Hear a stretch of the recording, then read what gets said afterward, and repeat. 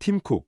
미국의 기업인이며 현재 애플의 CEO이다. 1960년에 미국 엘라베마주 모빌에서 태어났으며 1982년 산업공학으로 5번 대학교에서 학사학위를 따고 1988년 듀크 대학교에서 경영학 석사학위를 따게 된다. 그 후 컴팩에서 일하다가 1998년 3월 스티브 잡스가 스카우트해서 애플에 오게 되었다. 당시 많은 이들이 이 결정을 의아하게 생각했는데 컴팩에선 컴퓨터 재판매 부서의 최고 운영 책임자로 근무하고 IBM PC 사업의 북미 총괄 책임자로 10년 일한 사람이 갑자기 거의 망하디 망한 회사로 옮긴다고 하니 어찌 보면 당연한 일. 결국 시간이 지나고 그의 선택은 신의 한 수가 되었고 결국 CEO 자리까지 꿰차게 된다. 재무나 경영, 기술 전문가가 아닌 그가 어떻게 애플의 CEO가 되었는지 의아해할 수 있는데 그는 OEM 분야에서 화려한 이력과 세계적인 명성을 가지고 있다. 팀 쿡은 애플에서 근무하며 100개에 이른 부품 공급 회사를 20개로 줄여버리고 또한 생산 농장을 가깝게 배치하며 재고를 기존의 70일에서 10일 수준으로 낮춰버려 엄청난 비용을 절감하였으며 이는 애플의 높은 이윤을 보장하는 발판이 되었다. 이로 인해 2007년엔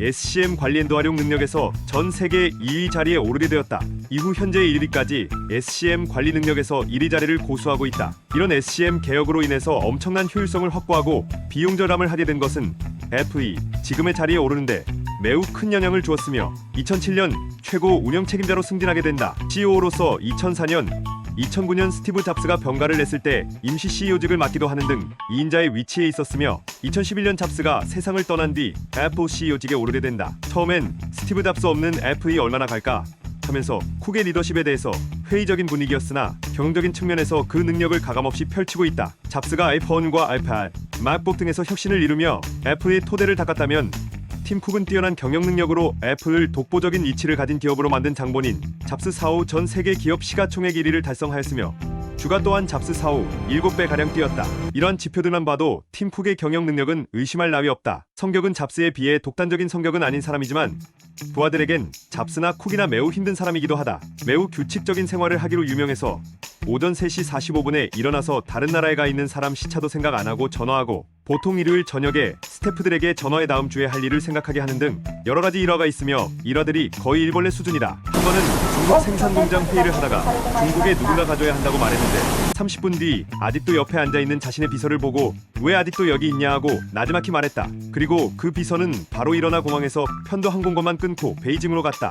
애플에 쌓인 돈을 좀 헐어 배당을 했지만 정작 그 자신은 7,500만 달러에 이르는 배당금을 안 받았다고 한다. 당시 주식 가치로 60억 달러가 넘는 돈을 가진 세계 최고의 임금을 받는 CEO인 만큼 배당금에 대한 미련은 그닥 없는 모양이다. 2013년 5월에는 애플의 조세회피 의혹에 관해 증언하기 위해 청문회에 섰다. 최근 미국에서 성장했지만 전 세계를 대상으로 영업을 하는 글로벌 기업이 수익을 법인세율이 낮은 조세 피난처에 옮겨두면서 돈이 미국으로 다시 들어오지 않는 경우에 대한 논란이 불거졌기 때문 청문회장에서 쿡은 애플은 내야 할 세금을 마지막 한 푼까지 전부 냈다고 증언했으며 더불어서 미국의 조세제도가 현실화될 필요가 있다고 촉구했다. 같은 주제에 대해 구글의 전 CEO이자 현 회장인 에릭 슈밋도 공개적인 탈럼을 통하여 법인세를 단순화해야 한다.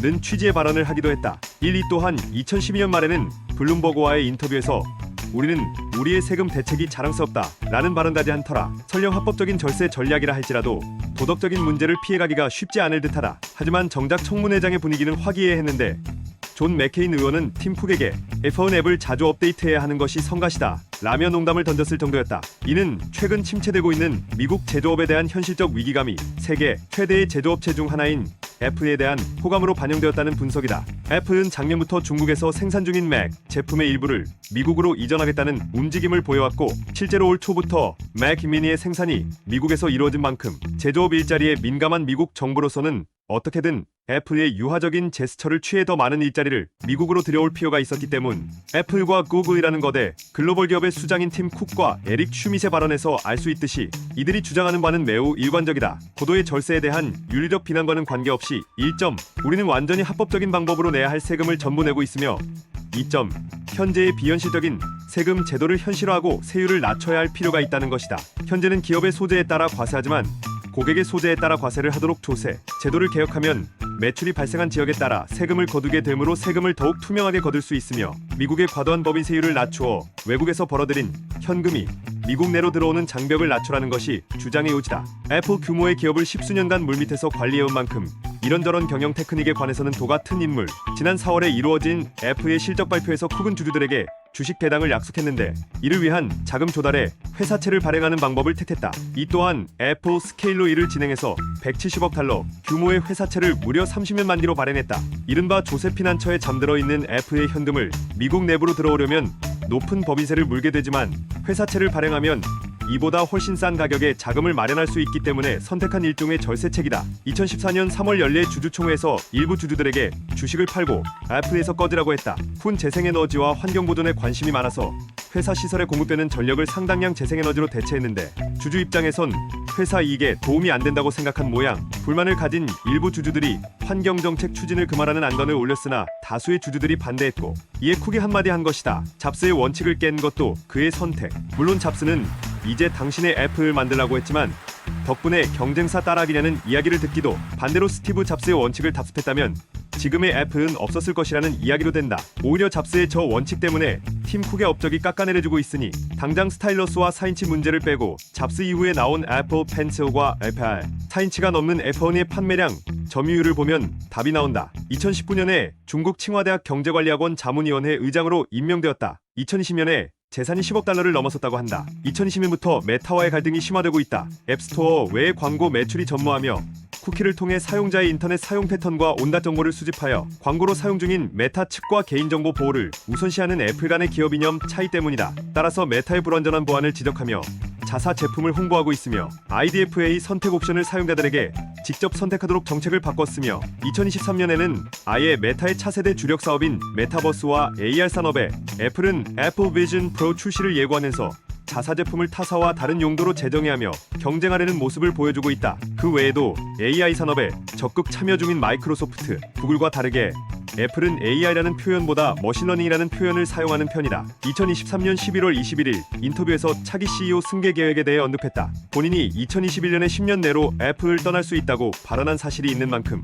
머지않은 미래에 은퇴할 가능성을 다시 한번 암시한 것으로 보인다. 스티브 잡스는 쿡에게 CEO직을 넘길 때 월트 디즈니 컴퍼니를 반면교사의 사례로 언급하며 과거의 일에 얽매이거나 잡스라면 어떻게 했을까와 같은 질문은 절대로 하지 말고 스스로 생각해서 올바른 길을 가라고 신신당부를 했다. 즉 쿡이 잡스와는 다른 방향의 리더가 될 것이라는 사실은 이미 예견되었던 것. 일례로 스티브 잡스의 경우 사내 디자인 부서를 매일 들락날락하며 제품의 개발 과정을 점검했다면 팀 쿡은 디자인 부서를 거의 방문하지 않는다고 하며 제품 개발을 실무진에게 모두 맡기는 스타일이라고 한다. 팀 쿡은 분명 능력자이긴 하지만 잡스와 같은 영감으로 일하는 타입은 아닌지라 아쉽다는 의견이 있다. 단적으로 말하자면 스티브 잡스는 꿈과 비전으로 가득 찬 이상주의자라면 푼 뼛속까지 이윤에 집착하는 현실주의자이다. 대부분의 기업이라면 기업의 이념과 비전을 임직원에서 마단까지 지속적인 교육을 통해 수취시키고 기본적으로 경영 철학과 맞지 않은 사람들은 아예 채용을 하지 않는다. 스티브 잡스 사후 잡음이 있었던 것도 CEO라는 직책에 모든 의결권이 집중되어 있어 일어난 것이다. 다만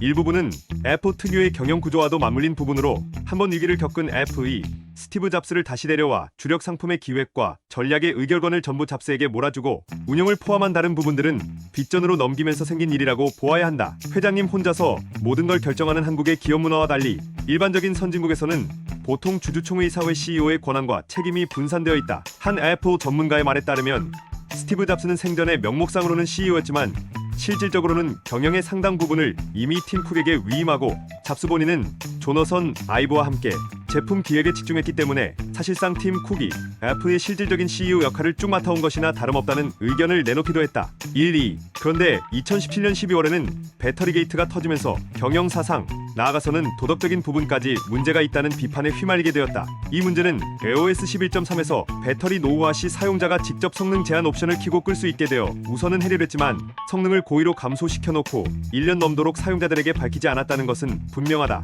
뿐만 아니라 iPhone 6가 쉽게 휘어질 수도 있다는 사실을 알면서도 그냥 출시한 것으로 밝혀지면서 더욱 비판받고 있다. 2017년 iPhone X 출시 이후 신제품의 가격과 번들로 등봉한 물품에 대하여 강한 비판을 받고 있다. iPhone X이 너무 비싸다는 소비자들의 비판에 커피 몇 잔 값 아끼면 살 수 있다고 발언하여 광역 어거를 끌었다. 이 고가 정책은 2018년에도 이어져 iPhone XR, iPhone XS, iPhone XS Max은 각각 미국 달러 기준 749달러, 999달러, 1099달러부터 시작하며 iPhone XS Max 512GB 모델의 경우 달러 1499에 이른다. 안타깝게도 2020엔 FE 기폭제가 되었는지 다른 회사들도 기기들의 가격을 올랐다. 대표적으로 삼성 갤럭시 S20. 그래서 FE 다른 회사들의 심리적 가격 탄선을 뚫었다고 더더욱 욕을 먹는 중이면서 동시에 반사이익을 크게 얻어버리는 아이러니를 보여줬다. 이러한 가격 정책의 뒷말이 나오는 것에 대해 팀 쿡은 이에 대해 혁신 기술을 적절한 가격에 구매할 소비자는 언제나 존재한다고 믿는다며 애플은 수익을 올리기에 충분한 고객 기반이 있다고 대놓고 말했다. 또한 독서, 학습, 건강, 금전 관리까지 해내는 F1은 상상할 수 없는 가치를 지닌다며 F1의 가격이 비싼 이유를 설명했다. 그러나 F1 안의 특장점이 아닌 스마트폰의 기본 기능인데도 불구하고 이유로 내세워 변명으로밖에 들리지 않았다는 게 중론이다. 2017년의 커피값 드립에 이어 2018년에는 하루에 $1면 F1 XS Max를 살 수 있다. 고 어거를 끌었다. 애플을 좋아하는 사람들도 왜 자꾸 쓸데없는 발언으로 계속 긁어부스럼을 만드냐며 비판하고 있다. 믿었던 중국 시장마저 신통치 않은 판매량과 미국 증시의 침체까지 더해 2018년 가을에 주당 $200를 상회하던 주가는 2019년 1월에는 $150로 곤두앞을 쳤다. 한때 애플발 악재로 나스닥을 우하향시켜버린 데도 있었을 정도. 물론 2018년에 F1 부진으로 애플이 망했다니 떠들어대는 것은 설레발에 불과하다. 폰 XR과 F1 XS는 각각 7,740만 대, 4,640만 대로 종합 1억 2,380만 대가 판매되었기 때문